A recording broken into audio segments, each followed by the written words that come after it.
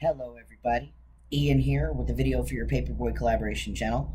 It's a day late, and I do apologize for that. So, as you can see, I am not in your usual surroundings that you see for this video. I am in Dayton, Ohio for nationals. So, I'm going to be doing this at the same time as I am stoning my creative evening wear.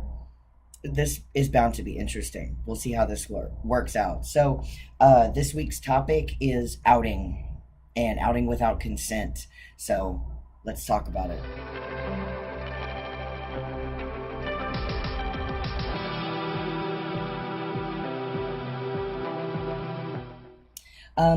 I had an experience a few years back. Before it was after I came out, but before I started my medical transition, where I outed someone.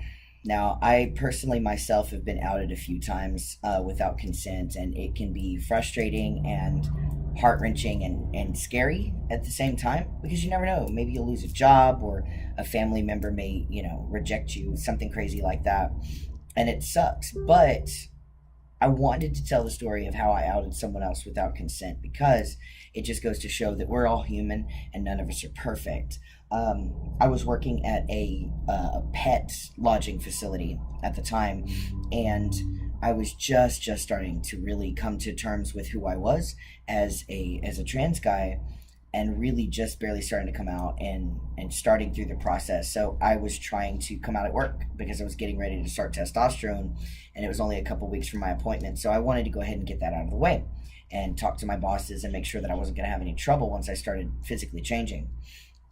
So word got out pretty fast about what was going on, but that's fine. I wasn't worried about that. I kind of expected that everybody would need to know because I was going to start changing my pronouns at work and my name and everything. So we got to tell everybody, right? It's a thing.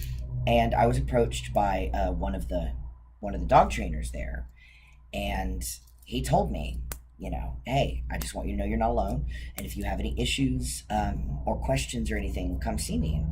And this guy, literally, just like most of us are after a while, you wouldn't have thought twice about him.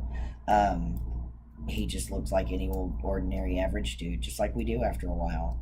So I was kind of amazed. I was like, it really helped me a lot because it let me know that I could get there myself one day. So that was very reassuring to me.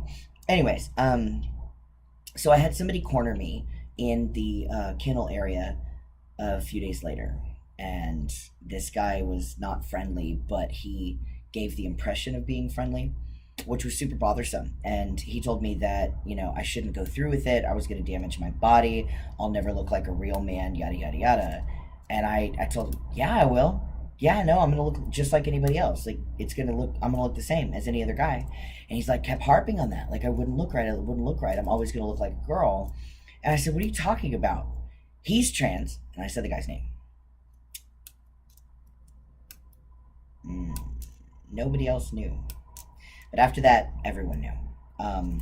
It spread like wildfire, and he ended up losing his job because they told him that, it was kind of, he was being untruthful and blah blah blah, which was ridiculous. And he didn't want to stay there after that anyway, because it the people there are just not the friendliest. They weren't openly hostile or anything that I can recall, but I didn't last long there either.